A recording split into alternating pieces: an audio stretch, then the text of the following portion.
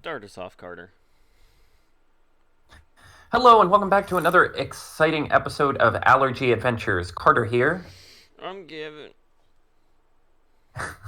Hang in there, buddy. And we are doing a wonderful show where we test each other with different allergens to see which ones cause us horrific allergic reactions. Last week was bees, and it became emphatically clear that Kevin is, in fact, allergic to bees. Isn't that right, Kevin? Still dealing with the repercussions, but I can power Yes, through. Yes, and for the mid-season special, I'm very excited to say we are doing peanuts today, the famous allergen. But actually, this is Carter and Kevin Talk Football. Carter here. I'm Kevin, and you listed both of my sister's allergies. Really? I Yeah, did not know she's that. allergic to peas and Huh. peanuts.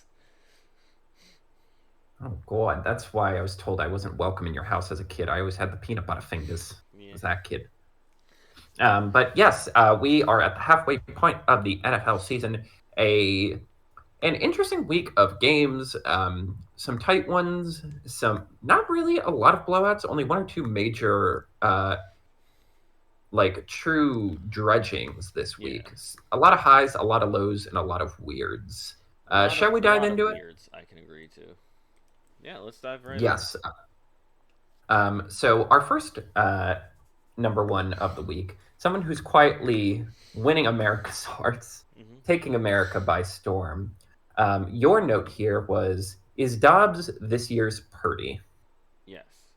So, I'm sure you remember back from last year where it was Brock Purdy sensation, Big Hawk Brock, the works, and Jeez. it was the hype around Less him. penis nicknames. Yeah, it rhymes, so it's easy for them to figure out. But it was a lot of hype for him, and because he was their third quarterback of the season, and he brought them on a tear to playoff picture, and then into the playoffs. Hmm. And the question is because like Dobbs on the Cardinals, where it's a very clearly subpar team, the Cardinals, especially when they lost their major running back for a couple of weeks, And their major wide receiver. and their major wide receiver, can't forget him too. And it's just like kind of like like this team's kind of just a bunch of goobers avoiding retirement, and they all of a sudden in that, but he gets put on a better team, Dobbs, and he's rocking it. He's got more weapons to utilize, and they were already on an upswing a little bit before Kirk got hurt, but they seem to be clearly establishing themselves as a more intense competitor now. Yes, they are very much now on the inside looking out at the playoff picture. Yeah, Like, it isn't a hypothetical now. There is a genuine, sincere chance they are going to be one of the three wild card teams this year, yeah, particularly in the NFC, where the picture is a lot less money and the sort of scrubs and stars of the whole thing are very much clear. It is very funny of the five teams with the top five picks, four of them are from the NFC. Um, that's I mean that's a given with some of yeah, those. yes. And what's funny is Chicago has two because one of them is the Carolina Panthers, so it would have been the NFC either way. Yes, the Vikings are currently the seventh seed with a game and a half lead over the Tampa Bay Buccaneers. Um, they had a pretty emphatic victory over the New Orleans Saints Yep. this week of 27-19. Dobbs had a clean stat line of 268 yards and a touchdown to go alongside 44 yards on the ground and a touchdown. One beautiful scramble where Mm-hmm. he leapt over a man to get across the pylon. Yep. They kind of ran out of steam in the back half. The Saints, when Derek Carr got a concussion, put Jameis Winston in. He had the most Jameis Winston stat line of all time: 122 yards, two touchdowns, and two interceptions in a half a play. Look, there's not a lot of nice things you can say about Jameis Winston, but you can't say he's not consistent. And honestly, the team probably has a better chance with him at this point. Yeah. But I It feels wanted like Derek to, Carr is getting hurt every other game too. yes, he's risk averse, and when he's not risk averse, he gets hurt. It's just not a great combination. And again, you spent a lot of money on this team and simply have too many weapons to not just say screw it, just throw the ball like crazy. And if you throw 30 touchdowns and 30 interceptions, maybe we can make that work. Yeah. Um, I wanted to counter your Brock Purdy take with a slightly elevated take. Okay, hit me. Joshua Dobbs is the new Ryan Fitzpatrick. I thought you were gonna The- say Geno for the- a second, but Fitzpatrick's the no, old I one. mean, not dissimilar, but Geno had more like pedigree coming in. Like there was never a point. Like he was a second round pick. He was projected to be a first round pick for a while. Like he was going to be the Jet starter, and then he got his jaw broken. Um, Someone described Josh Dobbs as what happens when an unreasonable amount of that dog gets combined with an Ivy, like a genius level intellect. Like Joshua Dobbs went to the University of Tennessee. He is an astrophysicist. He is basically He is the it's basically astronaut. understood. Yes, it's basically understood that he has a career with NASA whenever he's done this silly little football thing. Um, he might not have the skill set of a first round pick quarterback, but he sure believes he does. And that can be enough sometimes when you combine it with an incredible amount of intelligence. Right, people forget Ryan Fitzpatrick for all of his he leans into the meme. He leans into this weird part cryptid, part Gronk, part Yeah. uh, wild man. He went to Harvard. Yeah. He's an intelligent man, and I think the NFL is now just going to have. I just want this pipeline to continue of incredibly smart guys who are also over the top jocks, just thriving in these middle of the road middle of the road teams where their talent is just enough to keep them competitive, even if they never see a Super Bowl. Yeah, and it's like it's also just kind of interesting because these aren't like schools or degrees where you're like the sport like the board is turning the eye if you're a good football player to it. Like these are genuinely Right. smart guys. Yes. Um, If especially for Harvard, if Harvard wanted to have a good football team, they could. But they choose not to. yeah, because it's not a concern for Um, them. But no, I feel like you're right. Fitzpatrick is definitely a better comparison. I was talking more online like this. He's starting to get the storyline aspect going for them. yes. Again, if you were telling the story of the season, it would be inappropriate not to include Josh Dobbs. And it is very funny too because last year's Vikings team statistically was better than this team. They had Yes. a lot of wins. They really fought for that number one seed and ended up coming up just short. But everyone knew it's well, this is a castle made of sand. They're not actually that good. They're just getting a lot of lucky breaks. And then sure enough, they lose to the Giants in the playoffs. This team feels scrappy. This team feels like it could steal a game. This team is fun to watch, if only for the sheer joy of them. This is definitely they got them that dog in them team. Oh, absolutely. Yeah, and he spread the wealth of his Dobbs spread the wealth of his touchdowns too and his passes. They're I feel like that's something that should at least be addressed a little bit. Mm-hmm. The running game, his passing game was it was mostly T.J. Hawkinson, but it was their Addison Powell. They also got decent amount of reps in too. So I feel like that's also a very good sign of what he's working with because Justin Jefferson should be returning in the relatively near future. They quietly have a very talented offensive skill position group. Yeah. I really like that Jordan Addison. I don't know why he wasn't considered slightly more regarded among his wide receiver peers in this draft. And T.J. Hawkinson, believe it or not, the number one tight end in fantasy. I will The Lions say, basically just gave him away. Yeah, I put him at before the season I would have put him at number 4 or 5 as no, yeah, he was number 5 because I was like there's 5 right choice tight ends, and it's Travis Kelce, George Kittle, Mark Andrews, Dallas Goddard and T.J. Hawkinson, but T.J. Hawkinson was always that last one, and now Mhm. dude's dude's on a team that's a really good fit for him.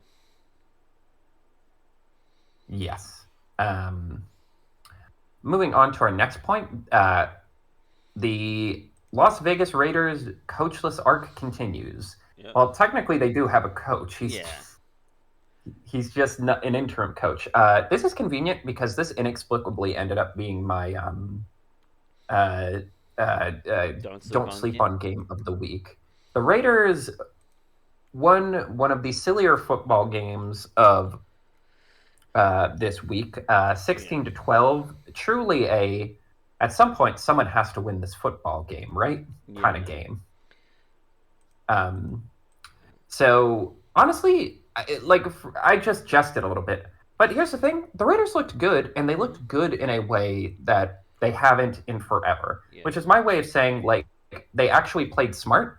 Aiden O'Connell was fine, 153 yards, a touchdown, a pick, but give Josh Jacobs the ball a lot. He ended up having 27 carries for 116 yards. Get the ball to Devontae. He's your best receiver. He got 13 targets.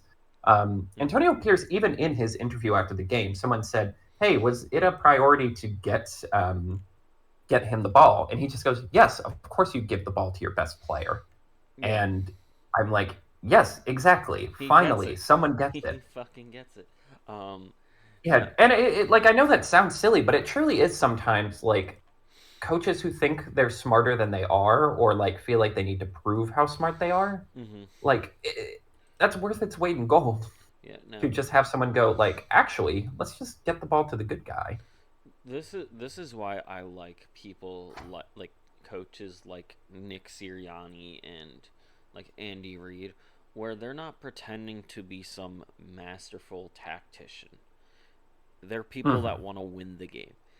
If Do you honestly think that if Andy Reid was trying to be some sort of masterful tactician and not just a good coach, like he was trying to galaxy brain everything, he would just he would let Travis Kelsey get away with just running around and figuring, like, not even knowing what, like, following the play half the time, Right. because that's The Chiefs can that's what he get does. cute, but yeah, the Chiefs can get cute with some of their play design, but at the end of the day, the ball always goes to a Tyreek or a Travis or even like an Isaiah Pacheco. Like the ball gets to a person that it makes sense to Yes. give the ball to, like someone who will get positive yards. Mm-hmm.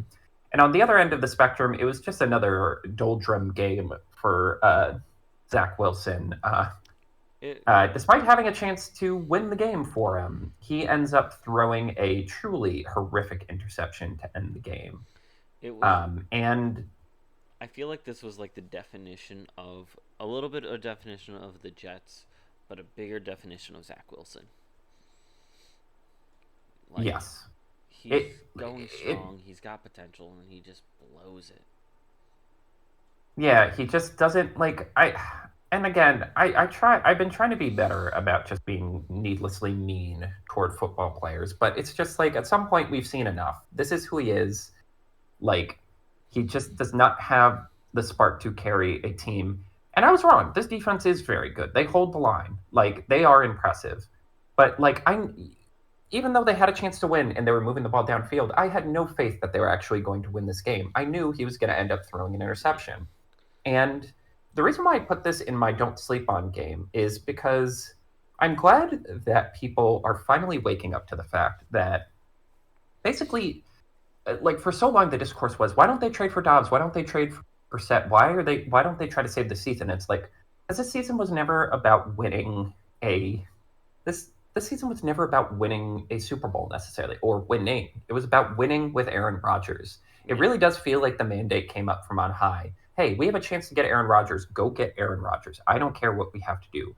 Bring in his offensive coordinator, who's never had success outside of Aaron Rodgers. He got to Hackett got to the AFC title game with Blake Bortles, but that team famously was a whatever you do, do not let the offense decide this game team.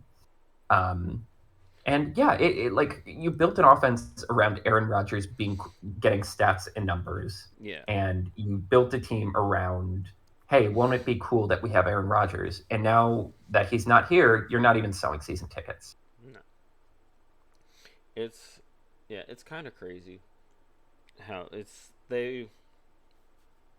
No, excuse me. Like all like ever since he like all off season, it was like Jets and Packers negotiating, Jets and Packers negotiating, and then they got once Rodgers went there, they clearly built the team revolving around him, Mm-hmm. which not a terrible concept in my opinion of because I feel like the quarterback is one of the people you want to build your team around, especially your offense. But then you have the opposite end of the spectrum of like it works if What if your it goes wrong? backup. Yeah, it works really well if your backup follows a very similar methodology and skill set to your quarterback. They don't have to be on the same caliber, And but they have to be on the similar play level. Like right. And which is funny because like so much of the Zach Wilson like selling point was like, oh, he's in the Mahomes, Favre, Rodgers lineage, rubbery arm, yeah, like dances around, can sling it. And it's like, yeah, but the difference is like, you know, the difference is they were good. yeah, I wish I had a nicer way of wording it, but it's like they proved it more in college and then like developed well. Like mm-hmm. nothing has gone right for Zach Wilson's career, and like the one time he showed in college, it was his senior year off a COVID season, Yeah, where like half of his team was like 25 because they could like artificially extend their college careers. yes, which was kind of silly in my opinion, but whatever. I didn't care enough to actually Yeah, I mean, look, there's do no anything with fair it. way to do it, so Yeah, you might as well just let him play. But I digress. Yeah, truly, like I do feel a little bit for Jets fans because it's like, you know, we're going to waste a very good defense and a lot of great skill yeah, position players because at the end of the day, our owner, like our owner's desire to have his games on Monday night and Sunday night football outweigh the need to guarantee consistent wins. And can we stop the Aaron Rodgers? If Aaron Rodgers yeah, comes back, clearly they lied about his injury, like that yeah. he just had a strain or something. You don't An Achilles like you don't come tear. back from an Achilles tear that fast. No, that's something that's absurd to me because first game of the season for them was September 11th, and they're talking about that he can potentially play back in December. Insane. That's an insane amount of time for recovery for an injury. If he's like, there's two options. He either A didn't actually tear his Achilles, and it was something else, Mm-hmm. or B he got some form of like NFL secret level of help, like Actual this. steroids. It could be the steroids. It could be just like some form of like deep script writers, like super soldier serum, which is also steroids, but like some like crazy like experimental surgery that is working in his favor. Because that's not an easy turnaround, especially if you're the quarterback. And how stupid are the Jets gonna like? Think about it. Kyler Murray was benched for pretty much an entire year, give Yeah, or take. effectively a calendar year. Yeah, and they just brought him back this last game from an ACL tear, which is, I would say, of similar caliber enough to an Achilles to make it at least a comparable thing. Um, Certainly in terms of recovery yeah, time, if though many would argue like long-term effects even after you get back to in are different. But yeah. And like yeah, no, and it's like okay, if you're lying about it, then you're being an idiot because you're going to get outplayed. Like this is like you're going to keep losing. yeah. Like you need to play then. Um Speaking of Kyler Murray, shall we go on to the next Sure. game? Um, Um a very satisfying game for me because it combined all of my favorite things, mostly Arthur Smith looking dumb. yeah, that did That's all happen. of my favorite things. Yes, so the Arizona Cardinals won 25-23. Kyler Murray, in his first game back from an ACL tear, as we mentioned, was 19 of 32, 249 yards, one interception, and 6 carries for 33 yards and a touchdown. For me, I gotta say, I do feel like Kyler Murray gets a bad rep because more and more we've seen the Cardinals are not a very serious organization. They got Yes. terrible, like the worst grades in that like players of like voting Yeah. or grading organizations thing. Uh, they immediately gave up on Josh Rosen and drafted him in a basically a desperate bid for the GM to save his job. They hired a coach, Cliff Kingsbury, who wasn't a very serious coach. Like it really feels like the whole Call of Duty thing was them desperately trying to throw him under the bus. Because if you can't, if you can't win, just make sure there's someone else who can lose more. But when he's on the field, you're like, oh yeah, this is one of the most electrifying players. Like a level of speed and athleticism we've rarely seen at the quarterback position. And it's simply a delight to watch. Meanwhile, the Falcons lose yet another game, and it's hilarious because they actually finally listened. Arthur Smith actually listened to the critics. Kyle Pitts and Drake London tied for the most catches. Bijan Robinson had 22 yards, and it still didn't matter because you even lost to the lowly Cardinals, who will at least get to say they had more than one win this year. Yeah. It's one of those like pretty crazy situations where you're wondering what's happening on, and we've talked about this plenty of times before. The paper aspect of the Falcons outside of their quarterback is a pretty solid team. Truly primo. But the caliber that their quarterbacks are, and I'm not trying to diss Taylor Heineke that much about it. I'm not going to say the same for Desmond Ridder, however. You've got the people who are like, he's showing potential. I'm like, come on. You've got so many good weapons, and in my opinion, the best case scenario for them is just to make them all trade fodder to get it really is picks or something out of it to because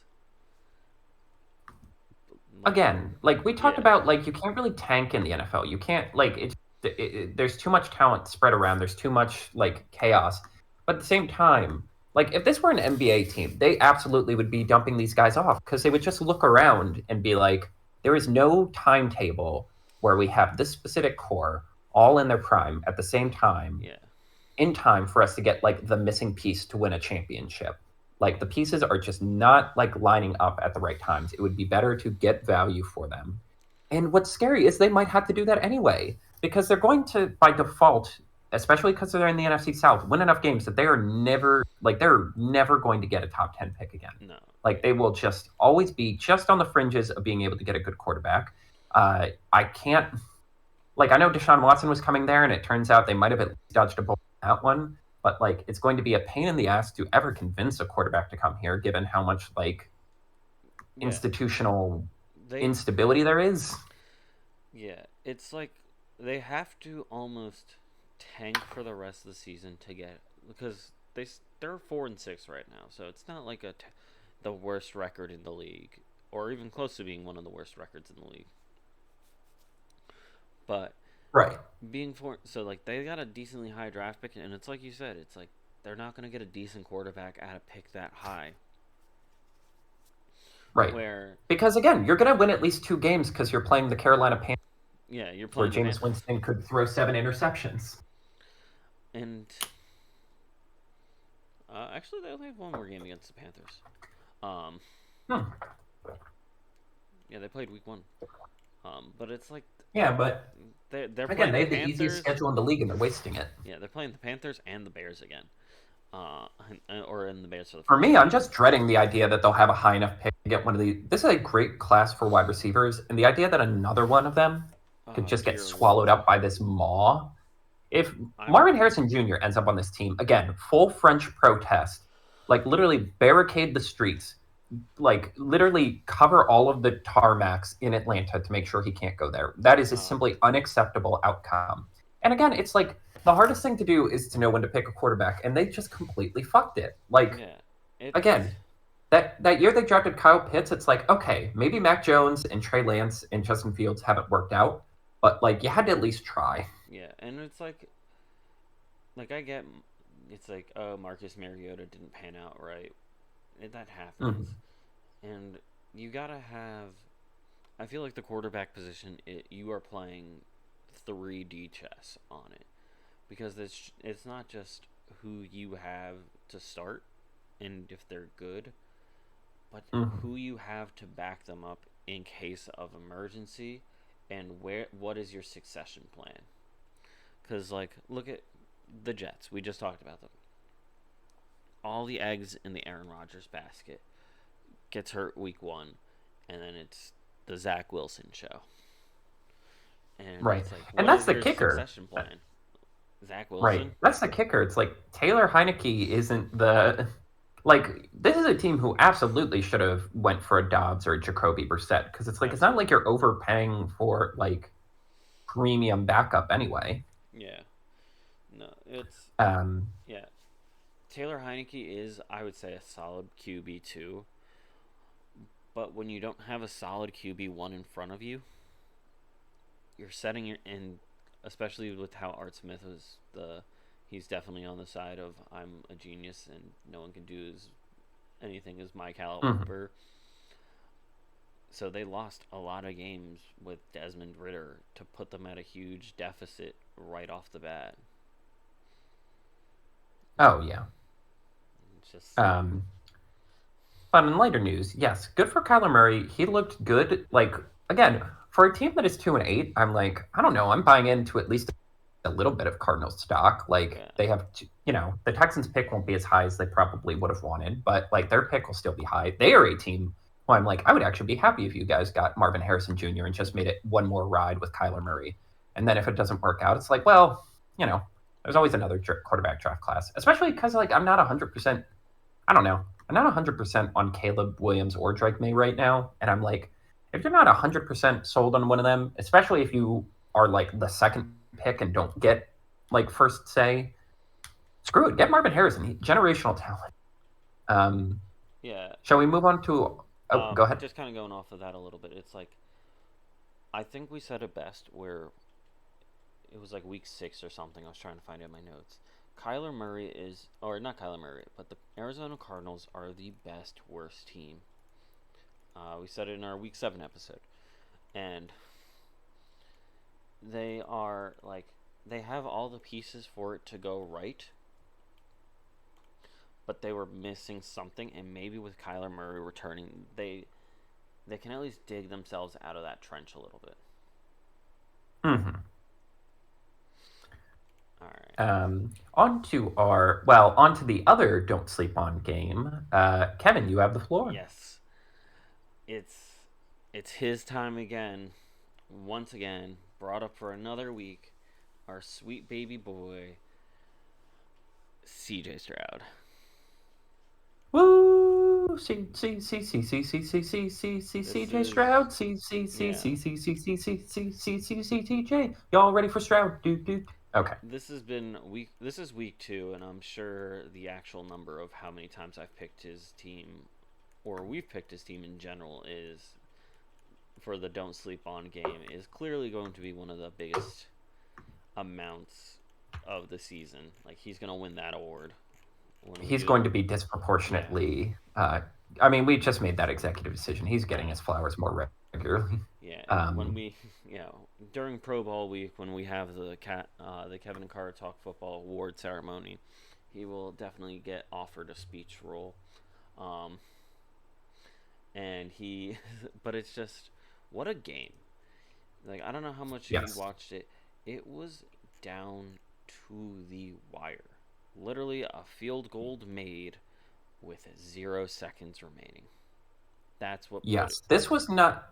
Yeah, this wasn't like the previous weeks where like the team that was getting its roses kind of pooped the bed. No, the Bengals came to play. Oh yeah, Like the Bengals it was were, 30 points to 27, and like Joe Burrow had like not his best game, but he was 27 for 40, 347 yards, 2 TDs, and 2 interceptions.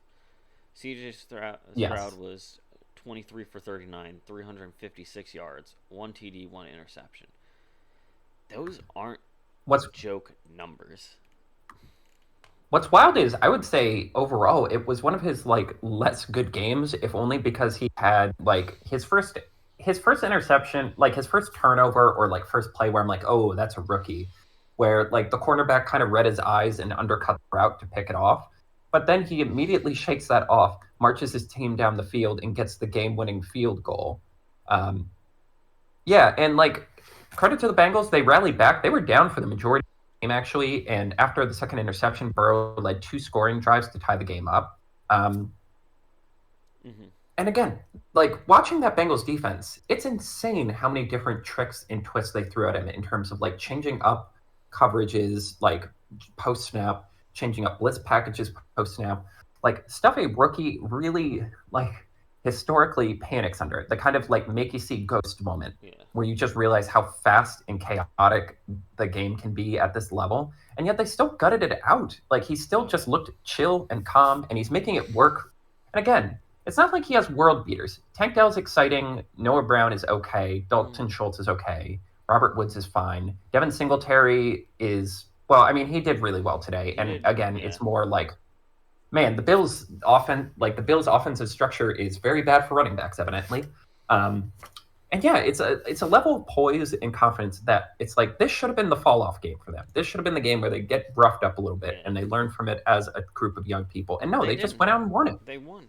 And And for the record, this is the first time the Houston Texans have had a winning record since September 12th, 2001, where they beat Jacksonville the opening week and then proceeded to lose 8 straight games.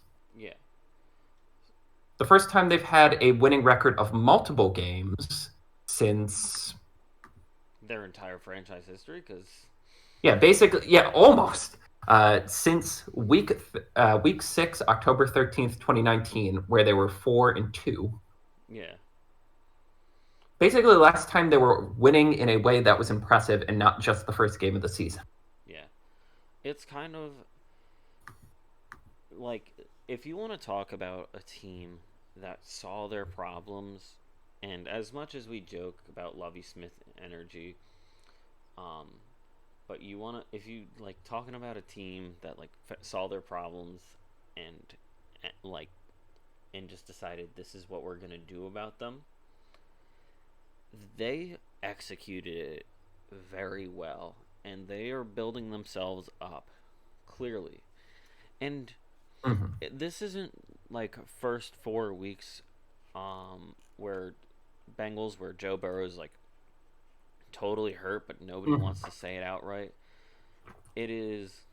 It's week what are they on?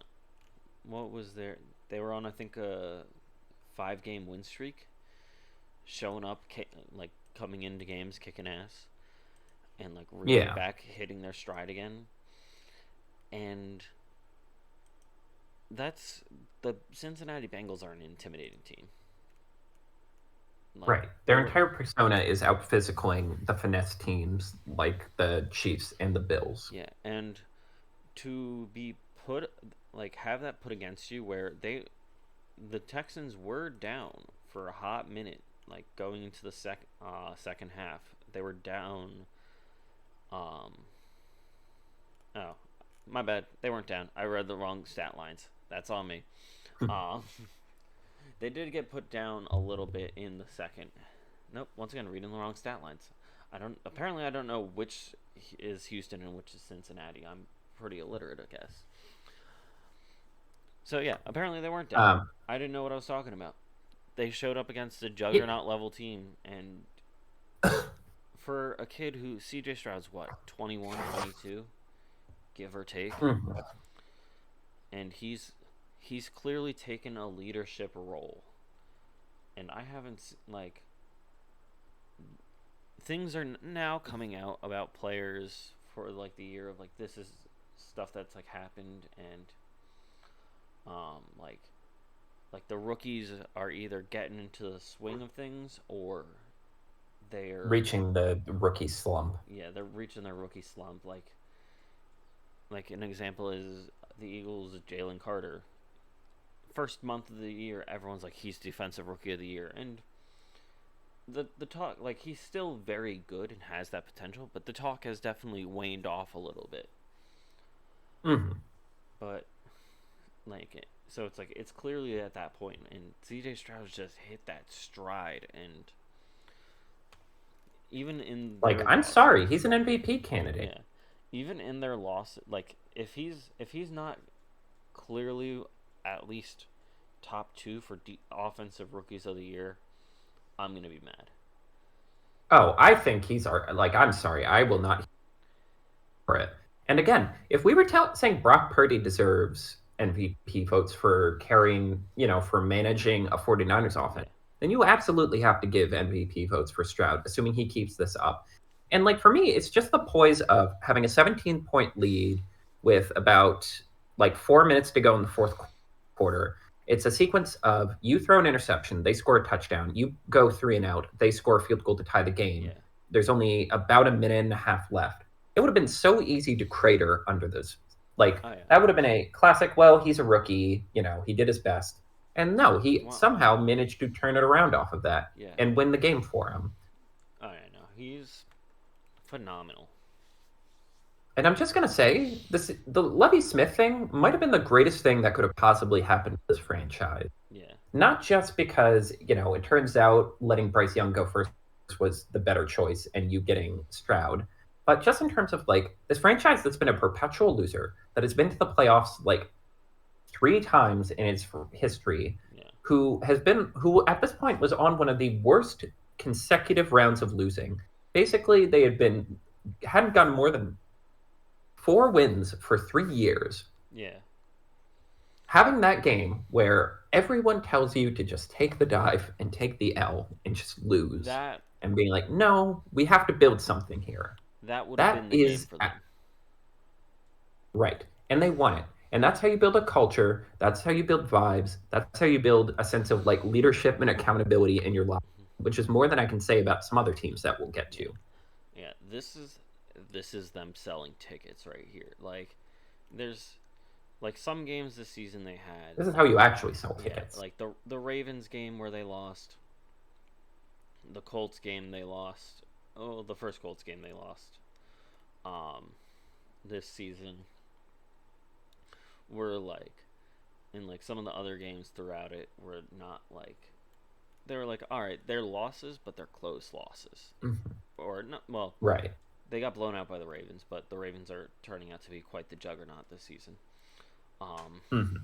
but all their other losses are close losses or like wins, and then they are just doing like this game here against the Cincinnati Bengals AFC conference game loser last season, like barely loser, is and they held their own for well they didn't hold their own, they were ahead and then held their own, and they just Mhm.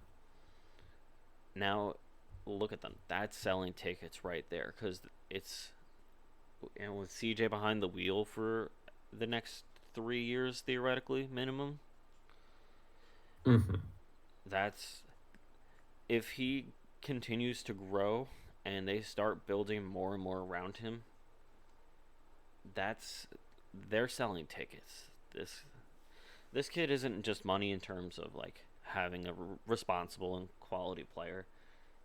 He's he's money being brought into them, and they have a pretty not I wouldn't say the easiest end of season.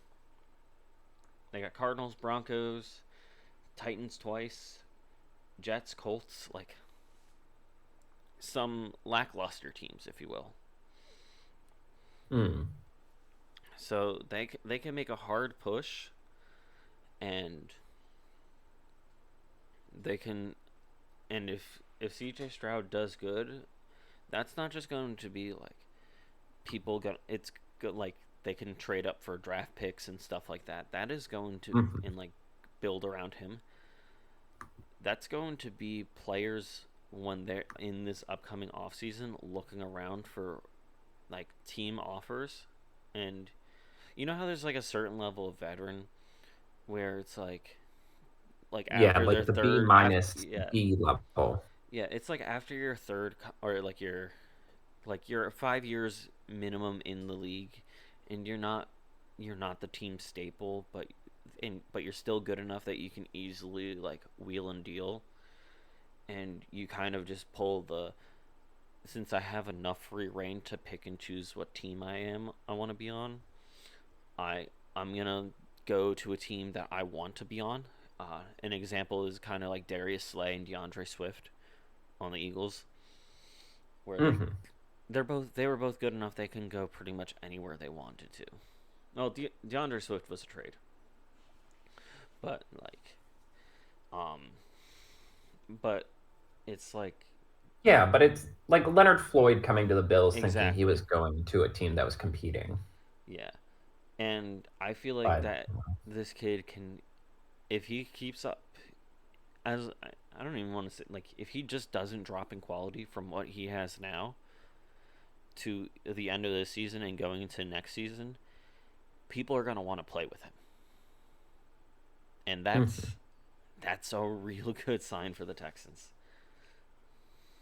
Oh yeah, the future is bright, which I'm starting to worry about isn't true with Jacksonville. Shall we get into our lows? Yes, Lowe's. Jacksonville. So I called this as my don't sleep on game of the week. It was Jacksonville versus San Francisco. Both teams coming fresh off a bye. San Francisco was hot. Jacksonville was ice cold. Yes. And holy moly, right. The 49ers won 34-3.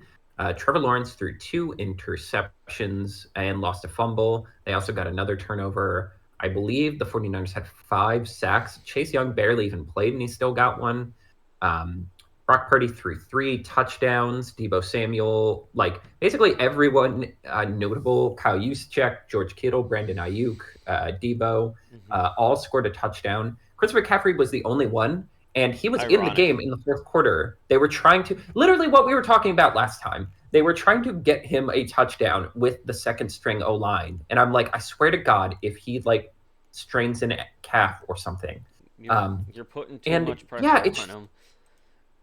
You're not in a yes, it Saquon Barkley truly, situation. You're in a Christian. You're in a you're in completely different a, situation. I need to be healthy to win a Super Bowl thing. Yeah, Um, he yeah, a he much could be needed a get game right game. changer for Yes, them if he gets hurt. a much needed get right game for the 49ers. While for the Jacksonville Jaguars, come on, man, when is it going to happen? Like, I know you're 6-3. Like, you've played well enough, but like, we keep like putting you, Trevor, with like the big boys, and you're not doing it. Even Yeah, your playoff win, as impressive as it was only impressive because you had 4 turnovers leading up to the ending. And like, again, that was against the Chargers, a famous team that pukes all over itself. Like I didn't even bother listing the Chargers Lions game because I'm like, yeah, it was the most Chargery game possible. They gave up like 500 yeah, yards. Like Justin Herbert is Sisyphus rolling a boulder up the hill. Um, yeah. but like, it really made me think. I'm like, would I even put Trevor Lawrence in my top 10 quarterbacks right now with how kind of like mid he's been playing It's this year? he's such like a crapshoot because when the Jaguars lose, they lose badly. This was this their closest? No, this is not their closest loss. I think their closest loss for them this season was week 2, 17-9 against the Saints, or not the Saints, the Chiefs. Hmm. I don't know why I said the Saints. Am I good, Carter? Do I have a concussion? I don't know. It's a tough Probably. time, the economy and the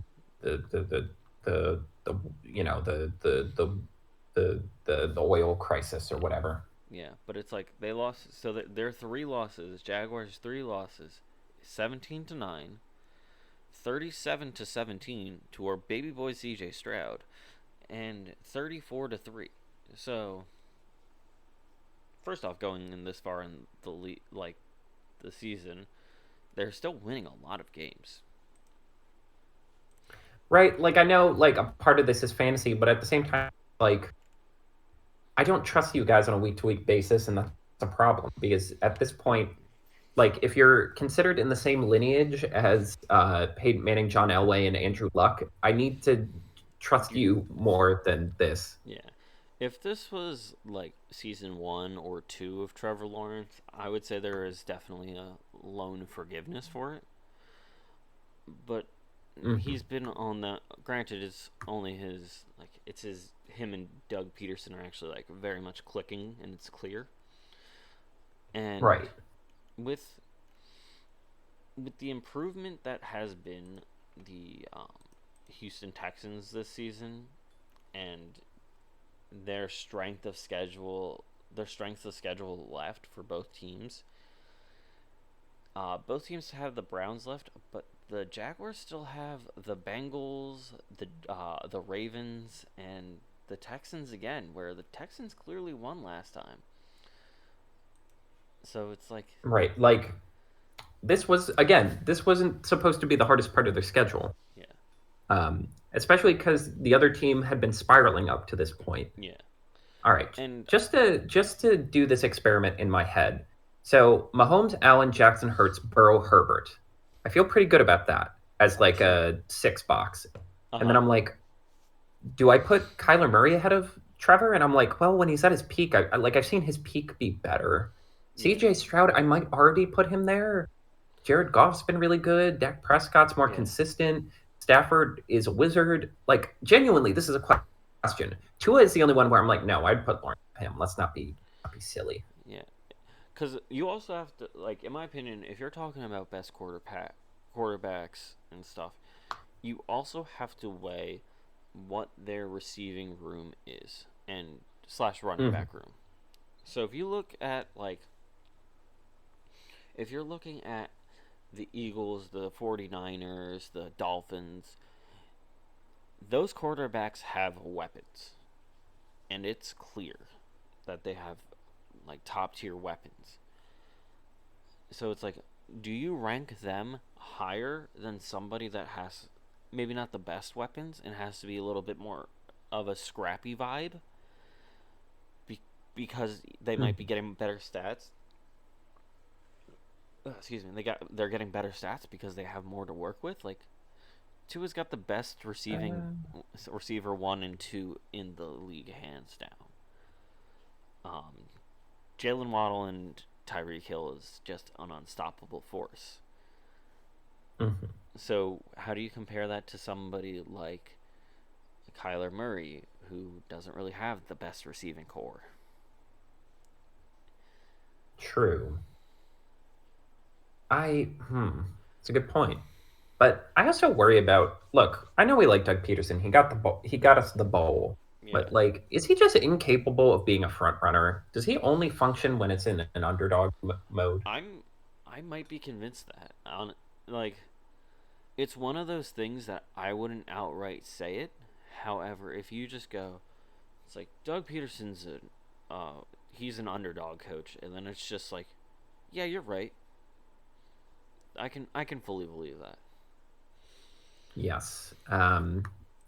Moving on, we left Yeah, some bad games in optimal primetime spots, which is funny because next week is actually kind of good primetime. This yeah. was some real stinky stuff. So Indianapolis versus New England in Germany. yeah, your boy's putting on his glasses and then he's snapping his suspenders because it's Kevin the scheduling guy here. Yeah, Hi, Kevin. Kevin the Booker of this Booker, not Bookie. I'm not taking bets at the moment. Um, Right, and I if was thinking slightly sleazier. yeah, and if you want to talk about like just talking about games that could be set up, and like because they released the schedule and had the ability, or they released who they're playing, and before the season ended, and then the schedule came out, and then you got to see like how things pandered out. And if you're looking at the Panthers Browns this last week for an optimal like as an optimal game Hmm. for Thursday night football over like if you want to talk about like another like at least preseason sleeper game, now at this point in the season, not sleeper game. You got like Browns Ravens, which had potential. You had 49ers Jaguars, two conference game finalists this last season. Uh, Hmm. the Lions Chargers and stuff is just like that's like a lot of like potential like before the season. It's like, you know what, maybe these could sell tickets. And but putting that, like leaving that as the Thursday night game, well, I do understand like Thursday night games and games abroad, they have to be um it has to be very well planned out ahead of time, and you have to plan that switch very far out ahead of time. But Panthers Bears, come on, man, they were clearly not doing good right from the get go. Um, and then Colts and Patriots, and I went on the tangent a little bit last week, and I'm gonna stay on that tangent. We want, if we want to entertain a foreign audience and be like this is American football. Get better like distribution deals and stuff across the pond, if you will, and get like better hype and stuff, and really like sell people on the sport and the NFL. Hmm. The Colts Patriots is what you choose. Now, I haven't checked my newspaper in a hot minute, but I'm pretty sure that Tom Brady and Peyton Manning both have retired at this point in time. Wait, you haven't checked a newspaper since Peyton Manning retired? Yeah, I'm not good at newspapers. Um, Oh dear, Sonny, you missed a lot. but it's like, oh man, like having those at optimal time slots. And I'm sorry, but and we'll talk about it more in a second. The Giants as your 4 o'clock game. Jets Raiders wasn't a bad game, and I would have probably also picked it as your don't sleep on game if it was a 1 o'clock game. But putting that at Hmm. that Sunday night football spot, which, like I always say, is the creme de la creme a la Edgar of all football time slots,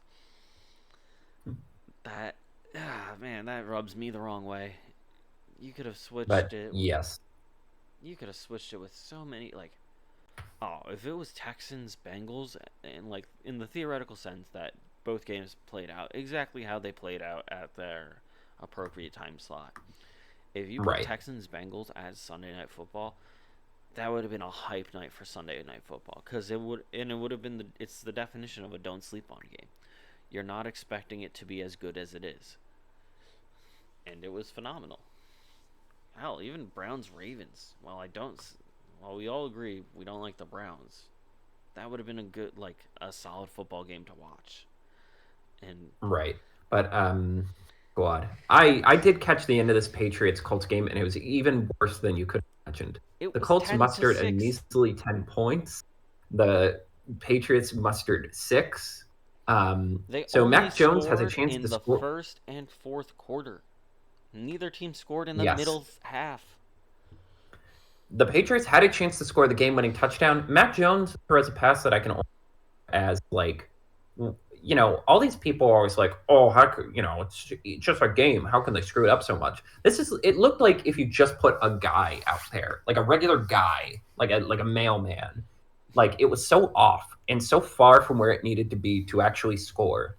The Against all odds, they somehow managed to get the ball back. And Bill Belichick, seemingly just completely checked out, goes, I'm putting Bailey Zappi in for the final drive. Never mind that he has not played this entire game. Now I'm expecting him to warm up in a 2-minute drill with no Yeah. timeouts. Then they proceed to they get a first down. They get a first down on a fourth down try. Proceed to run up. It feels like it's going to be a fake spike. It is a fake spike. The Colts don't fall for it because the guy forgot to actually spike the ball. So he like drops back like full enough that it's clear he's going to pass, goes, oh shit, still fakes the spike, and then throws it into four guys. Truly the stupidest 2 minutes of football I've seen in recent memory. True, like what an undignified way for the Bill Belichick era to end. Because like they're not going to fire him. they're going to want to trade him because there is going to be at least one team this offseason desperate enough to give a first or second round pick for him. Yeah. And like Sean Payton got 2 draft picks. Yeah. And so I just did the math, and a combined total is for that for both quarterbacks yards. Gardner Minshew, Minshew Madness himself, 194. Mac Jones, 170. That's 364. CJ Stroud himself did 356. Magical. He was simply magical. 8 yards shy of outbeating that entire game. That's like one completion. And again, I'm like, I understand. Like it's truly like I kind of understand why they send a game this like messy, because it's like, again, you'll have the Bills it'll be like the Bills complaining after they didn't want to go to London. Like, you don't want the good teams complaining about stuff like that, so you send the crap teams. But at the same time, I'm like, well, this isn't going to help the brand at all, so I don't know what to tell you. You're right and you're wrong with what you said. You're right in you don't want to send the good teams to upset them and ruin things for them, especially stateside. But this is where you're wrong. You don't want to send the crap teams because that's not going to retain business out there. I mean, you're not wrong. Dolphins Chiefs, when they played in Germany, at least competitive. At least held its own enough for to not blow it. And in my opinion, it'd be like me going, it's like having this rant last week. But they scored a total of 16 points. It's amazing we can have the same rant twice just because it's so egregious. Like, it somehow got more egregious after the actual game happened. And like I said, in the theoretical world of you can rotate time slots and locations of games, and this same exact game still pans out. Obviously, that's not the case. There are, let's see, is that the lowest scoring total game by a long shot? The year? Oh, God. Even the Panthers and Bears scored more than them. It was 13-16. Like, man, get me on the scheduling committee. That's what I'm going to say. Speaking of games that you need to personally, I have nothing interesting to say about this Thursday night game. Truly, this is going to be a 2-minute thing for me.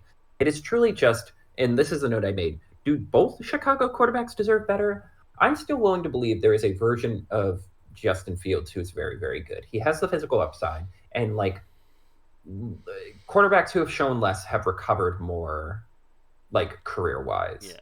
Like, I think he just needs to get out of this crappy situation and figure out how to be a quarterback in a a competent franchise. And Tyson Bagent, is he good? Well, no. But is he competent enough to be a career backup? Yes. And by that standard, absolutely both of them deserve better than this stinky team. Absolutely. Like, in a perfect world, you don't want to there are obviously going to be teams that are bad. Not everybody can end 500 or above. But it's just like there is what's it called? It's like you have these two pretty mid quarterbacks, in my opinion, with Tyson Bagent and Justin Fields, who they seem like they have they both have potential to have a welcoming spot on other teams. Do I think that what's his face should Justin Fields should be a starter on like is a guaranteed starter spot. No, I'm not sold on him. But do I think that he could be a solid backup and then like for a season or two and then just get some more Mhm. behind like on the bench side behind someone significant like more experienced, especially if it's someone that thrives in situations he doesn't. Like He's the guy who should have been sitting behind Aaron Rodgers. yes, if he was sitting behind He Aaron might have actually Rodgers, learned something. if he was sitting behind Aaron Rodgers and they had to put him in week 1, but Aaron Rodgers would be there helping him out along the way. I think he would be doing a lot better than he is with the Bears. And then you have other people like same with like Kirk Cousins and stuff. He has the potential to be a very good like down the line replacement as opposed to active starter. But because because I feel like the Bears might have ruined him a little bit Mm-hmm. because they gave the Bears have almost next to nothing to work with, and you're putting them on Yes, and Thursday meanwhile, night the football. Panthers continue to panther Yes, on Thursday Night Football. which I one of the just, biggest complaints last year was because they had some dud games last year in Thursday night football. oh yeah, it's just very funny that it's just so funny because Amazon spent so much money to elbow its way into the NFL, Yeah, and they just get honestly, power move turds. that I respect from it. Like, I mean, I don't want to say respect from Amazon as an entirety, but like elbowing your way to get the Thursday night time slots, solid move. Hi, Carm. I will say I do very much like the Twitch broadcast. I believe it's called Prime Vision now. Yes. It shows you like it marks one. It has the all 22 thing where you get to see the full field. Yes. It has the thing where it'll mark important players, like who the wide receivers are. It has this cool tech where someone like pings guys who might be doing blitz packages. It shows you analytics. It is pretty cool. Yeah. Like I think for like introducing people to the sport, it's a little. It might be a little much, but it is cool. It. I think, and also I think Twitch is like the perfect platform for that too because it is. They make it enough for that like usual gamer Twitch crowd to want to follow it more. And I think the only thing, I mean, one of the biggest things that I've been sold on from the XFL specifically, actually, is they do this thing when they are booth reviewing and talking like over calls and stuff. You are like when the booth reviews a call, you are given the camera of the man behind the desk, the guy behind the screen, and he has a mic. And was the XFL great with censoring words their last season? Not in the slightest. But was it good to watch the guy who's in charge of reviewing it? To like you see his call and you can hear him like pointing out what he sees and stuff. That was awesome. And I feel like that's something that like with that like Prime Vision, you said it was, would be able to execute. Yes. Oh yeah.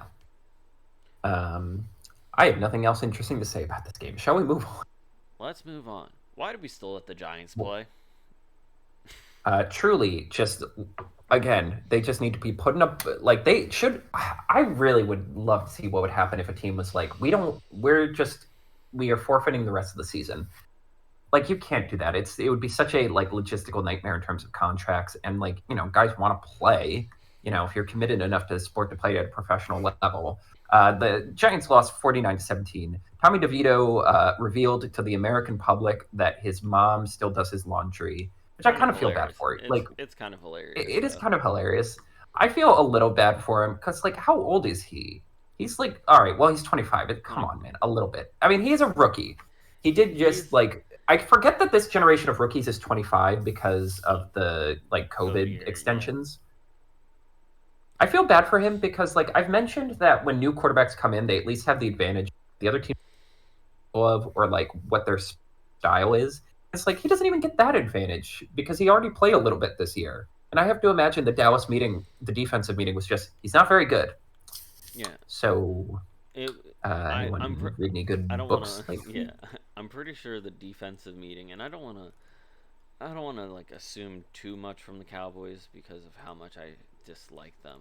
Was they took literally like what's his face? Who's their like top guy?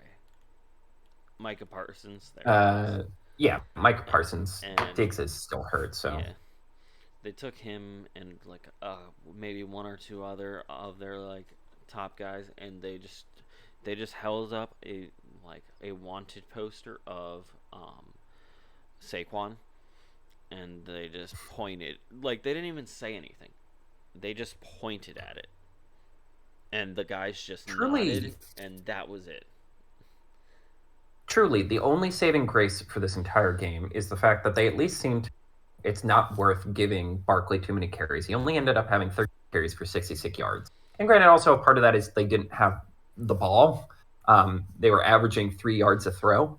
But at the same time, it's like, yeah, you know what? Thank you for not like adding unnecessary tax upon his body. Yeah, like because this, I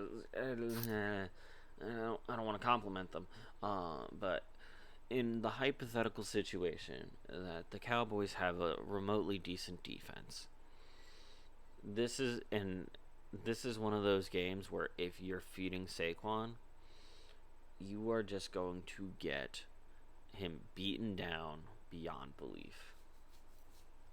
So don't Right. give him the ball so he doesn't get him beaten down. Yeah.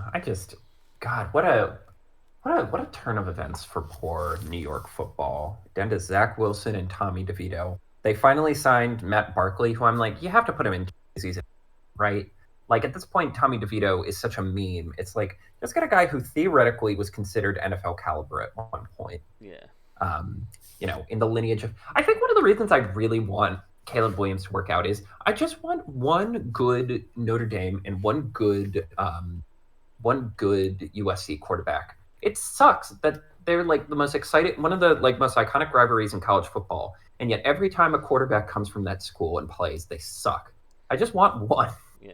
Like Matt Leinart, Mark Sanchez. What's that guy's name? Yabuti or whatever it Oh was. yeah. Jib, was it just Booty or was it Jabuti? Um, I don't I know. can't even Too name focused half the on the guys who booty played at Notre reference. Dame the last decade. Brady Quinn, a couple others I can't remember, but like yeah, like so Matt Barkley, go out there and throw 5 touchdowns next game. Restore the brand.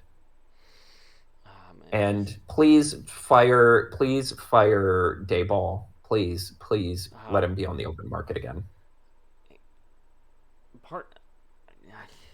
Here's my thing that I though like. I feel like I agree with you that Dable should not have that Giants job anymore, but also part of me wants him to stay. And I'm like I feel like he's done good enough over the years. He does earn he's earned a head coach spot. Hmm.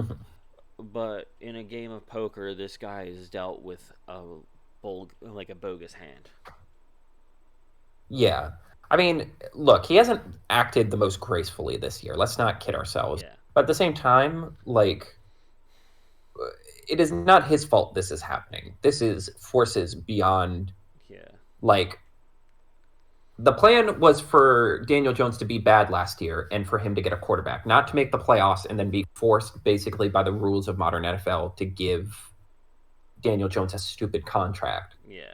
and then have the entire offensive line collapse to the point where a lineman, that O'Neal fella you drafted in the top 5, who was supposed to be your starting tackle, is going to move to guard, which means you wasted a top 5 pick on a non-premium position. Yeah. Like literally every conceivable thing that could have went wrong has truly gone butts up.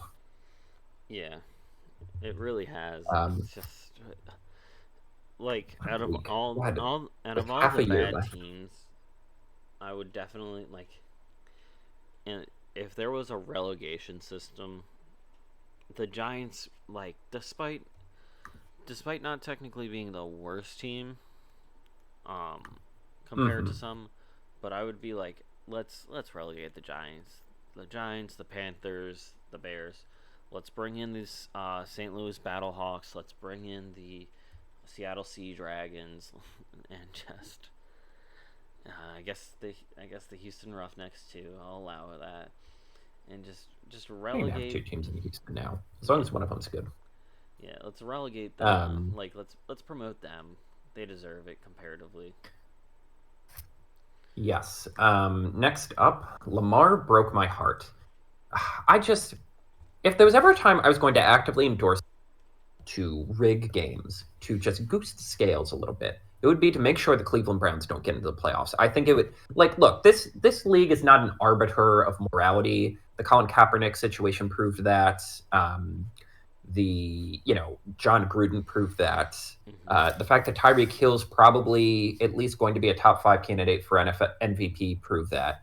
But my God, the Ravens had these guys dead to rights. The opening, basically the second play of the game, Kyle Hamilton, one of my favorite players, deflects a ball from Watson and scores a touchdown. They were up 17. They were up 17-3 as they were going into the second quarter.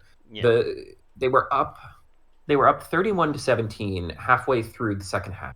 And then this Cleveland Browns team definitely has dark magic on it, because the Ravens score a great touchdown. Feels like, they get a muffed punt, get into the red zone and score again. Then it's touchdown, interception, return for touchdown, field goal to steal the game. And Lamar played fine this game, and he was going against a incredible defense. This is arguably the best defense in the league. But at the same time, man, it's just close the game. You had him, it was right there, man. And it's not I'm more mad at the Ravens defense because, again, Deshaun Watson has been horrific this year. He's been truly bottom tier quarterback play. And it's this wasn't a game where it's the Ravens have a great offense and a bad defense, and the Browns have a bad defense or bad offense and a great defense, or whatever order that needed to be in for that to make sense. Yeah. No, the Ravens defense is good. The reason why the Ravens are hyped now is because they actually play complementary football where both sides of the ball are equally good. And they just completely imploded. Yeah. How do you give up over the span of about 7 minutes? How do you give up over 100 yards and 10 points? I don't even really have that much sophisticated to say. It's these freaking AFC North games, man. It's just these teams just can't play normal games. Yeah, what a just crazy division that is. Yeah, it's. They're pulling. And they're all still in the playoffs. Yeah, they all still have clear because the chances. Pittsburgh won again. That's. I said it last week and I'll say it again. They're a fucking crapshoot division right now. Yeah, and I don't know. It's not a backbreaking game for the Ravens, but their 3 losses, stupidest games in the league this year, and it really is alarming that I don't know. If for me, a Super Bowl team has to be mastered by variance, where it's every break goes their way. Yeah.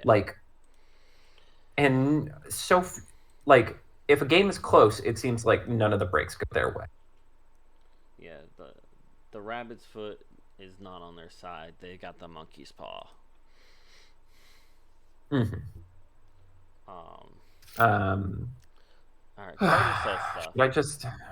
Do you want to take a second, or do we want to relegate this to next week, where you got hold more on. time to Just let me. I'm just gonna move around a little bit. You gotta be in motion. I've been sitting too.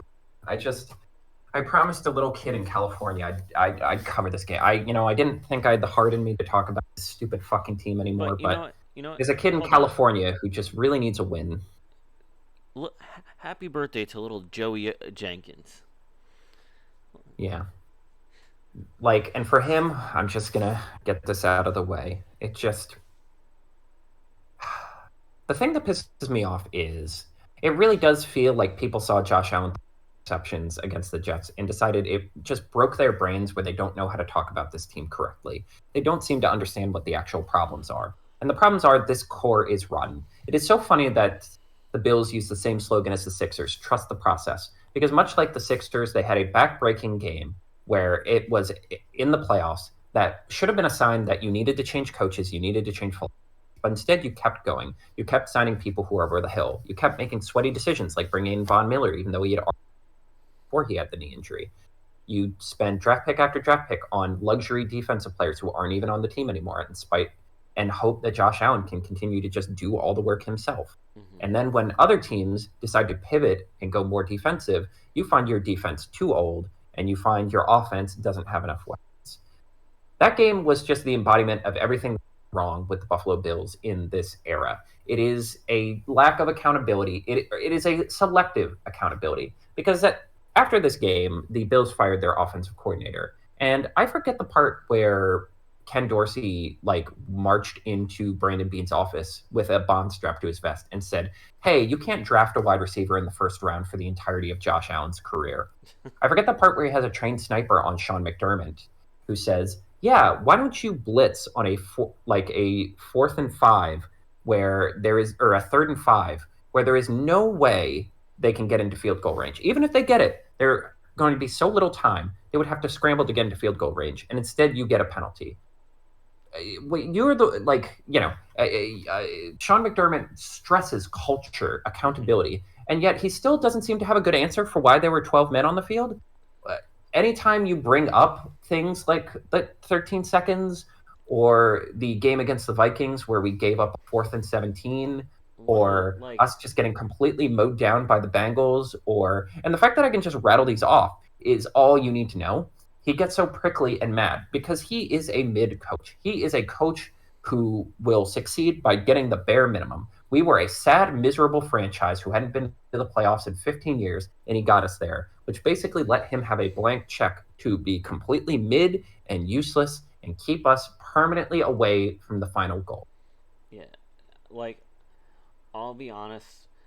There are so many different ways to lose a game, and that have happened. And when they blow a punt, or not a punt, a field goal, and you get a flag because you had 12 people, I would be rioting on the streets. And unfortunately for a lot of Bills fans, they're good enough. Hey, we're at least competitive sometimes. And again, the minute we scored that touchdown with a minute and change left and they had their timeouts, I knew we were going to lose because, again, this team has no winning gene in them. And that comes from the top. That doesn't, at some point, the players are the players, and you need leadership at the top to get you that final push, to get you the discipline to get that final push. Yeah. And again, but no, it's all Josh Allen's fault. The discourse, I think I'm maddest about the Josh Allen discourse, and I don't want to be a homer from quarterback because that's just lazy and boring. But I love the people who come out of the woodwork, truly convinced that, oh, my take on this is finally right. The people who just can't let go that for just a moment, people were comparing Josh Allen to Patrick Mahomes after that 13 seconds game. Because Josh Allen won that game, and Sean McDermott lost it because he played defense as if he didn't know the Chiefs had the fastest player on the field, a tight end who gets 20 yards every throw, and 3 timeouts. Yeah. The people who are we need to talk about Josh Allen's interceptions the same way we talk about Dak Prescott's, as if that's some kind of got you. When in reality, both of them are victims of the same circumstance. They are good quarterbacks with talent around them who should be competing for Super Bowls, but they have an ownership group and a coach who are perfectly content to just be fine and who are more than willing to use their quarterbacks as scapegoats for everything that's gone wrong. The only difference, literally the only difference in Buffalo, New York today is the fact that one more bus has a dent in it. God bless America. I was wondering how you're going to end it. No, yeah. I really need to write these rants down. I'm better in written form. It is the Bills situation, as most of you have already heard from Carter. It's clearly problematic, and it's definitely almost exclusively on the coaching side. Because if you look at the numbers and stuff, you got what's it called? You got Josh Allen, you got Stephon Diggs. Hell, I'll even throw in Dalton Kincaid too. These are all pretty quality players, and under other regimes would be doing amazing. Like if you give, like think about it. You give the Bills, like you take Josh Allen, take him off the Bills, put him in a situation like Tua has in Florida, and like they're clearly built to protect him, and their head coach is obviously does what he can for the team. How good do you think Josh Allen would be doing? He would be doing He would be phenomenal. doing great. Yeah, and it's like again, Brandon Beane should thank his lucky stars that Dalton Kincaid and Osiris Torres and at least raise the ceiling for this offense. And at the end of the day, the difference between like again, we have just as many turnovers as the Eagles and Chiefs. The difference is they have good defenses, and we fucked around and found out that our defense is too old, too slow, and too battered. Yeah, And for all my talk about Damar Hamlin, it's like good for him for actually making a good play during the game. I'm like, honestly, you did better than everybody else, buddy. You yeah, played one snap and you stopped a guy from getting a first down, and it truly is just the like I don't know. It just I truly think it's just some people can't stand that their Josh Allen opinions were wrong coming out of the draft and just need to create a reality where he isn't a top 5 quarterback and that this team hasn't actively wasted his. Again, all of these guys came from the Carolina Panthers. It's as if there is a yeah, precedent for them lucking into a unique physical talent and then not fully utilizing them and the window just slamming shut. yeah.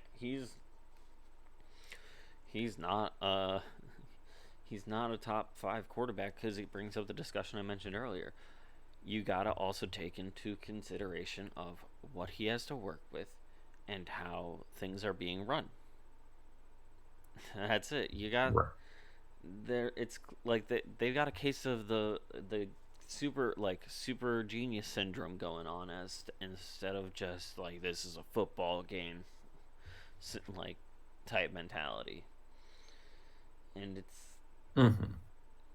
Like if your quarterback, like there have been exactly 2 touchdowns since October that weren't Josh Allen's. You can't. That's an unworkable situation, yeah, and it is the embodiment of what's gone wrong in Buffalo. Basically, since again they lucked out and picked the right quarterback, and were so like confident and so busy patting themselves on the back, they missed out on a generation of offensive talent. yeah.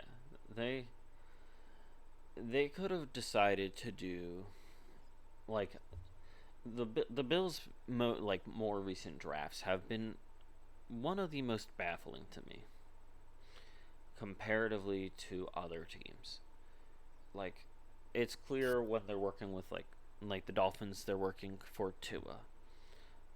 The Eagles were clearly working on boosting their defense, like this last draft. Like it was Right. very clear they were focused on the trenches and their defense, and the Bills felt more all over the place when you have clear weaknesses and they don't have high draft picks for where they've been placing. So they gotta just kind of Right. Again, the they kind minute of our GM, Brandon Bean, makes a comment about the Bengals where it's like, well, we wouldn't want to lose that much to draft that early. I'm like, oh, no, this is a team rudderless ship. That is like, that was anyone who had, like, that was, you should bet on the Bills not making the playoffs. yeah. And if you want to there's one thing about talking about drafting early, but there's another thing that should be said about just not wasting your draft picks. Mm-hmm. And that's like you got to analyze what your problem areas are and figure out what your plan is post that. For example, the Philadelphia Eagles, they know that Fletcher Cox and BG aren't going to be on the team forever. They're clearly up there in age. Same with Jason Kelsey and Lane Johnson. So what have they been doing the last couple of drafts? They've been drafting top quality rookies that might not be considered as someone like by the other teams because they're not as hot ticket items like Jalen Carter and Bijan Robinson. Bijan Robinson was definitely the more clear hot ticket item. Same with uh, like rookie quarterbacks and stuff. And but they still were like, all right, BG and Fletch still have time on this team. We pick up a couple. We pick up Jalen Carter. We pick up Jordan Davis the previous year. That gives you time to teach and learn, and that's not building like that. That's not short-term solutions. That's long-term solutions. Yeah, this team simultaneously, like, they never developed talent. They never had like, they didn't seem to know what they needed for this window. Mm-hmm. So much of it is just chasing the ghost of 13 seconds. Yeah. And you, the minute you start chasing another team and not just developing your, like, from the inside, you've lost already. The stat that is in the embodiment of the Bills season this year is that Josh Allen is leading the league in turnovers despite having the lowest turnover worthy play rate, Mm-hmm. the lowest in his career. And it's because there is so little like, the entire offense is spiraling because they realize, like, the window might be closed and that if they don't score 50 points a game, they're going to lose. And Yeah. that has proven out week after week after week, where it's like the offense will do just enough that they should win. And then it's like, oh, right, the defense will, like, our defense and our defensive minded coach are going to lose this for us. Yeah. And like I'm gonna be honest, if in the first 3 rounds of this next draft the Bills don't draft exclusively defense, like if I was you, I would be looking at boarding passes for other ships to just jump on. Yeah. Well, that's the thing. We should be just develop. This should have been the time we were developing our. Now we Yeah. just truly bleak. And, like, that's the thing. I thought I was going to be more fiery. I was going to do the walk away from the mic and scream really loudly. I But it's do like, enjoy that bit. I will say that. again, it's like, it's the stuff I've been saying for 2 years now. The window was closed. You know, they gotta have I they gotta hardcore invest in having a rebranding year and figure out what they want to do. yeah, But they're not going. that should have been this year. It would have been perfectly reasonable to fire. It would have been perfectly reasonable to fire them after you got crushed by the Bengals. Yeah. And instead, you just kept lying to yourself and saying, "Oh, like, we can make this work. We can salvage this." And now you have even less time to fix it. Basically, if you fix it and you win a Super Bowl, it will be because either Josh Allen had the 4 best games of his life or sheer dumb luck. Yeah. All right. Let's start talking about some just other things outside of the highs and lows. Oh, yes. Once again, I'd like to emphasize great 1 o'clock games this last week. What a Oh, yes. like if you want to talk about a solid time to just be like to have a bye week or a game not in that time slot and you can just and you have the ability to just sit and watch football. That was Mm-hmm. that was one of the top moments of the season in my opinion of like just the ability to sit and watch football. Right. Random game from the time slot I really like that we bring up.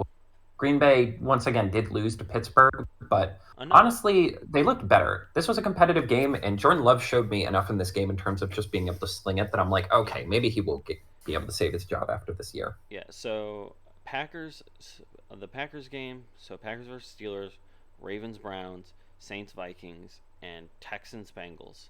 Those 4 games out of I think there was a total of 8 or 6 games at that time slot were all decided within the 2-minute warning, pretty much. Mm-hmm. The only one that wasn't 100% was the Vikings game. I mean, but it was competitive to the last second. Like they were the ones that didn't have the score the longest, and then every team was in the fight of it for the entire game, pretty much. None of them. Right. It is parity is in the NFL. It's just not as, like, dazzling in terms of scores as you would have expected, but it is resulting in close games.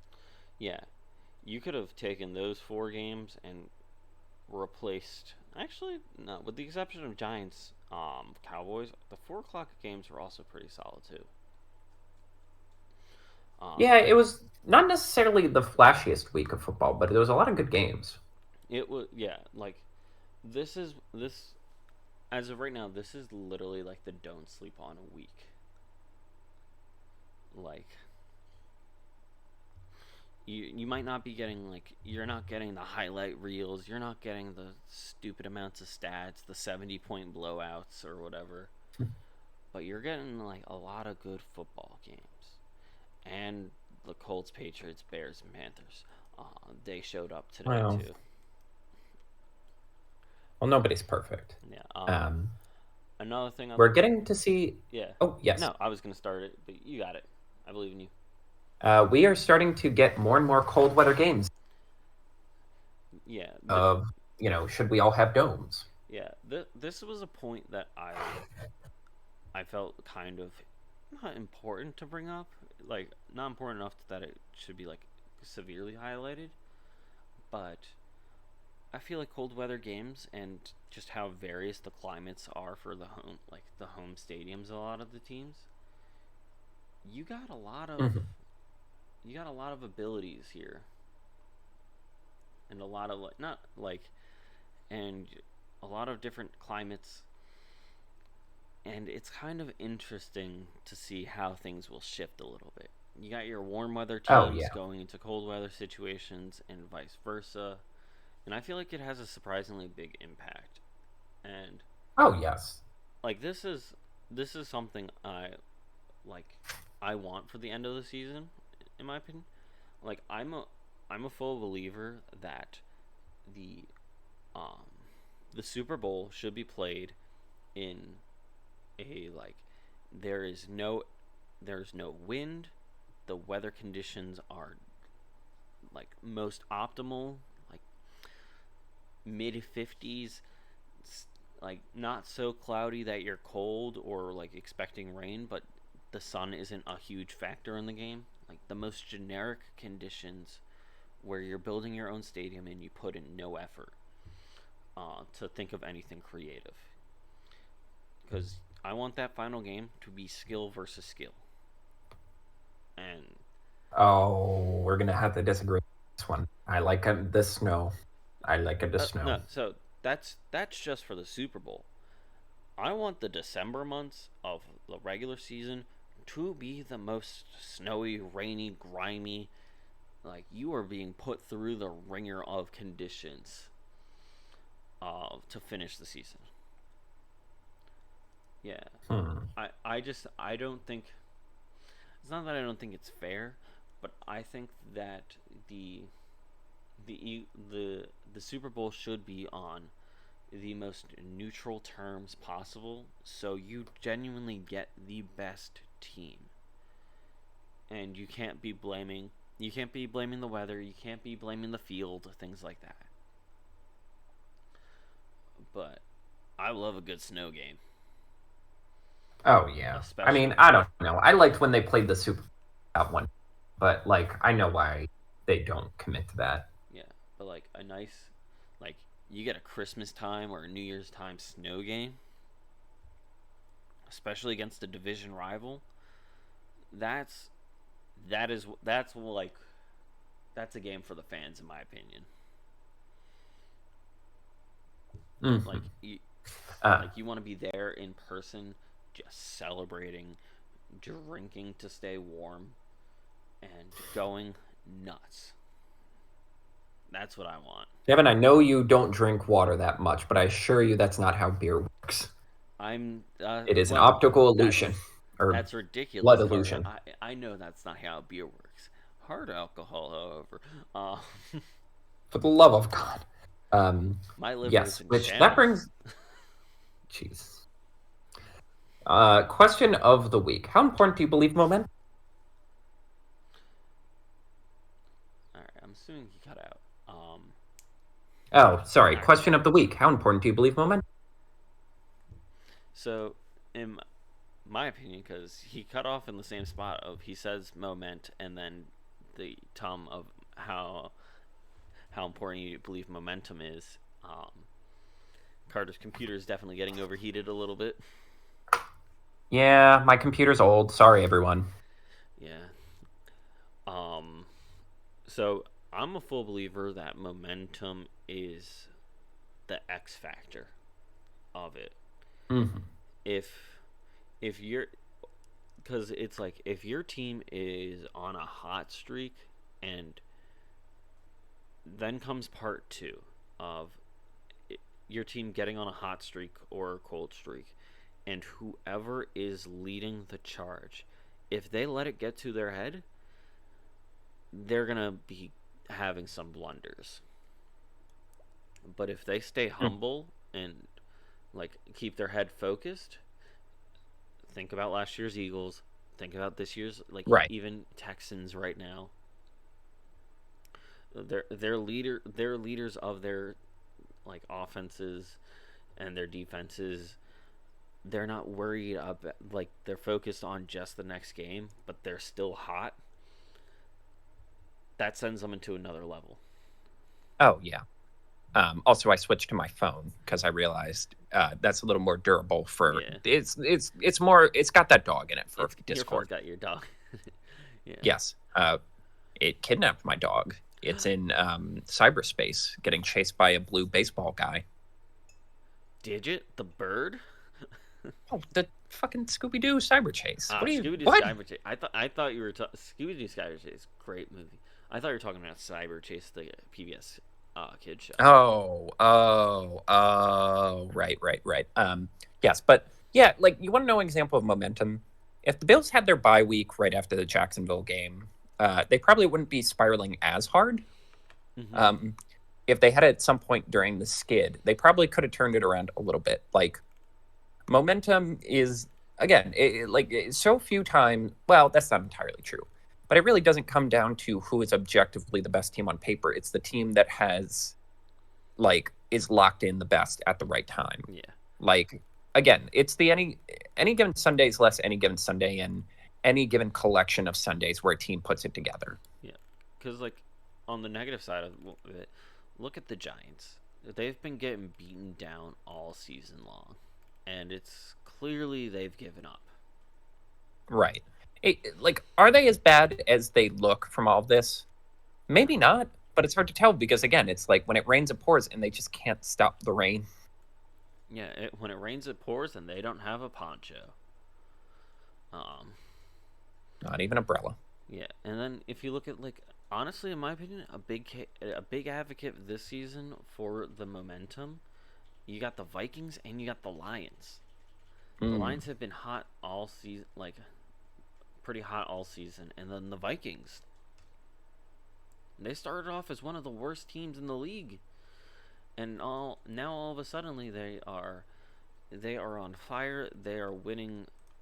They're winning not window, but like their win percentage. I mean, they've won more games than they lost now, Mm. but it's like a lot less blowouts for them, and it was like it started off with some closer games, and then it's just like the last couple they've really pulled ahead. Mhm. So momentum's a real factor. Oh yeah. I mean, I value it sometimes. Well, I don't necessarily. That's not true. I don't value it over pure raw talent, No, but talent's more important. That's why I said it was kind of the X factor of like. yeah, it's how I decide who I think is going to win the Super Bowl by week 17. Mm-hmm. Um, on to the next week. We got four buys for this week. Atlanta and New Orleans as two NFC South teams reeling from pretty tough losses. Yep. And seemingly to make them sit in a corner and think about what they did, Indianapolis and New England both have to sit this week. Yeah. I'm like 12% sure it's because they are returning from Germany and they wanted to play it safer, even though Mm. it's only like an hour further than England or something, not a significant amount further from England. But oh For man, real, though, fuck these it's international games. This is so dumb. these all these teams need it. All of them need it so bad. The Saints, they've got Derek Carr who's falling apart, and they had the most reasonable loss in my opinion in terms of it was close-ish Mm. for a good portion. Like they were never truly out of the game. But the Falcons, they lost to the Cardinals. You got get your head on a swivel. Truly a losing skid. Um, Indianapolis and New England, for the love of God, you guys got to figure out your lives. Yeah, truly just we can't force any more cities to watch you play for a bit. Yeah. Like, Um, give like if it was Anthony Richardson Colts, it would at least be kind of like it's the rookie. The rookie hit the yeah, slump, whatever. But you gotta like they're in timeout. That's what it yes. feels like. Um, Other things of note for this week, we have a Super Bowl rematch on Yep. Monday Night Football. The Kansas City Chiefs and the Philadelphia Eagles, both off byes, kind of in different places. The Chiefs trying to find themselves as their offense has been retooled. And the Eagles, despite the negative vibes, are still the best record in the league. Yeah, I'm very excited for this game. First off, Mm. Super Bowl rematch. Also at Arrowhead. Well, I would prefer it to be in the link, obviously. Arrowhead, great stadium vibes, and it's I think what it's going to turn out to be is the runs after pass, like after receiving the pass Mm. for the Chiefs offense versus the Eagles pass defense. I feel like that's where the game's actually going to be played, because Chiefs don't have the best running back room in the league, and the Eagles have one of the best running back defenses. The Eagles offense, it's kind of like similar-ish. Their rushing game is a little worse than the Chiefs defensive rushing game, but it's going to be like how well it's going to be how well that the Eagles backfield can stop the pass, and how well the Chiefs backfield can stop the like the running afterwards, because AJ Brown's he's a monster. Right. It is like it feels like weirdly these teams have very different identities despite it being only a year ago. Yeah, Um, like I guess for the Eagles, it's more lightly retooling, more lightly changing like workloads and whatnot, whereas the Chiefs feel like they are fundamentally a defense first team now. yeah. Um, They're I'm neither trying to on the bite my same tongue lest I get caliber. accused of being the jinx. Yeah, neither team are on the same caliber of the Super Bowl game. But Mm, I'm always one for a good Super Bowl rematch, agreed. because Um, it's not like the Rams, where they've clearly just gone down in significant quality since their Super Bowl win. It's two teams that are like they're still the tops of the conferences. mm. So I'm excited. Oh yeah, it might actually be a preview for the Super Bowl. AFC North Civil War. We have the Ravens and the Bengals playing on Thursday night. Both teams coming off tough losses, angry as hell on a short schedule. And then we have the Steelers playing the Browns in a game that'll totally be normal and not utter anarchy. This Yeah. actually might decide. This weekend might actually decide who wins this division. Like, Yeah, I realized this after I said like type that note in. There is a lot of divisional games this week, because yeah, you also have Bears Lions, Titans mm, Jaguars, Commanders Giants, Seahawks Rams, Jets Bills. Like there's a lot of them. this is a fun week after like kind of a weird eclectic week last week. Yeah, yeah. I think this is a lot more. It's gonna be a lot more of a competitive week, especially going into like the Thanksgiving holiday. Oh yeah. Um, but I'm pretty excited for it. And Um, yeah, no, it's this AFC North Civil War. The reason I pointed them out specifically is because things clearly like they're all still jockeying for that first spot. And depending on how these games go, it can if the Bengals beat the Ravens, it sets up whoever wins Steelers Browns to become the potential top seed. Good lord. And the Ravens playing the Ravens beating the Bengals, it could potentially knock them out Right. of the run. Like That's how close it is. as good as the vibes have been for the Bengals this week, they're still like 5-5. Yeah, but I feel like this is going to be some of the better games. Oh yes. On the other end of the spectrum, the don't bother games. You had San Fran, Tampa Bay. I feel like this was probably one of my hotter takes. Um, I mean, it could be a beatdown. It could be a beatdown. Buccaneers start off nice and hot, but have very much cooled off. San Fran's looks like they have it back, and compared to some of the other games, they don't have a lot going for them. There's three, so there's three 4 o'clock games. There's that one, there's Jets Bills, and there's Seahawks Rams. It's the only non-divisional one, and at least with all the other games, for the most part, depending on what team loses, there's gonna be some form of repercussions, and like one of them is Panthers Cowboys, where it's just like if the Cowboys lose to the Panthers and Cardinals in the same season, hilarious, but probably won't happen. And there's not gonna be it's not gonna be a season decider, and nothing changes with that. And that's how I feel about the Buccaneers 49ers. Regardless of who wins and loses, nothing happens. Yeah, that's a good way of putting it. It's like this all these division rivalry like matchups can like actively change the course of the season. It's like, Yeah. what do we learn from any of this? Yeah. And then like if you swap that with like the Steelers Browns, I feel like we're setting up for another like that would be a great time slot layouts. And oops. Yes, you had that as your don't sleep on game. Yeah. And so you picked Chargers versus Packers for your Yeah, I was don't having bother trouble game. picking a don't bother game for this week because like there's a lot of obvious ones. I guess this Yeah. one kind of felt like the least obvious choice because it's just like I don't know. Like for me, it's like I don't know. Justin Herbert is like what a lot of people accuse Josh Allen of being, and I'm kind of tired of it. Mm-hmm. Like empty stats, empty numbers. It's like okay, at least, but Josh is still relatively consistently winning, and Herbert is not, and he hasn't won a playoff game.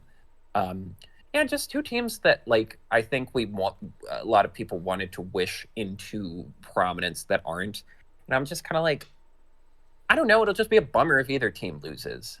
I mean, maybe it'll be good for the Chargers because it'll get them closer to moving on from Staley, but like, yeah, I don't know. Like, just two teams that just kind of upset me to watch now. Yeah, Um, they're participating in the league, but they're just there. Yes, despite like pomp and circumstance dictating there more. And then for my don't sleep on game, a weird, unexpected one for me: Denver, Minnesota. Solid pick, honestly. Yeah, and I normally don't like doing the Sunday night game. I feel like that's cheating, but like I feel like a lot of people tune out of that game, and I'm like, Yeah. this is weirdly a game of shockingly good vibes. Like again, we've talked about Minnesota is just cruising right now. They're gonna get Justin Jefferson back soon. They got apparently a wizard playing quarterback. Yeah. And after that 70-point loss, the Broncos are, I believe, 4-1. They've been consistently winning. Their defense is way better. Oh yeah. Like again, Russell Wilson is quietly having the year you would have hoped he had last year. He has already more touchdowns than he did last year. I think he finally matched touchdowns to bathrooms in his Nice. mansion. Nice. And yeah, this is the team you kind of were hoping there, where it's like, are they going to make the playoffs? Yeah, probably not. But like, Payton has them winning. Yeah, I feel Like they look like they're a year or two away. Not this is a from the ground up rebuild now. I feel like this is a very good example of a don't sleep on game in a prime time spot. Mm-hmm. Because like Eagles Chiefs, if you pick that as your don't sleep on game, I would have called you absurd because of how it's clearly Everyone's going to be watching it. Yeah, everyone's going to be watching that one. And like Bengals Ravens, that's another one that people are going to be tuning into without a problem. But But Vikings Broncos at that primetime slot, which it seems like it could be a little bit iffy on how it goes, I feel like that's the perfect definition of a don't sleep on game. Because it's not like, based off of both teams' season's performance so far, it's not a guaranteed blowout for either team. And like if it was Cowboys Panthers at this time slot, I would be having a fit. Oh yes. But this is one of the ones you have at the water cooler where you're like, oh, that was a fun game that year, wasn't it? Yeah, you're gonna talk to your coworkers about it and be like, oh man, enjoyable. All right. Talk about your don't sleep on. Oh yeah, no, we did talk about your don't sleep on game. That was my don't sleep on game. Yeah, pineapple. I picked Pittsburgh and Cleveland. Yes. It was a I don't know how much of the like history you could see, but of the the drive document. There was a hot period of time where it was Bengals Ravens, because the competitiveness of the AFC North is some of the best, and I love a good division game when it's close. Like Giants Commanders, get out of here. Neither of you are jockeying for that playoff seed at this point. Right. Commanders are like kind of close, but also they have still some rough spots to go through before they can get there. Right. But the reason I picked Steelers Browns over Bengals Ravens is because of the scheduling.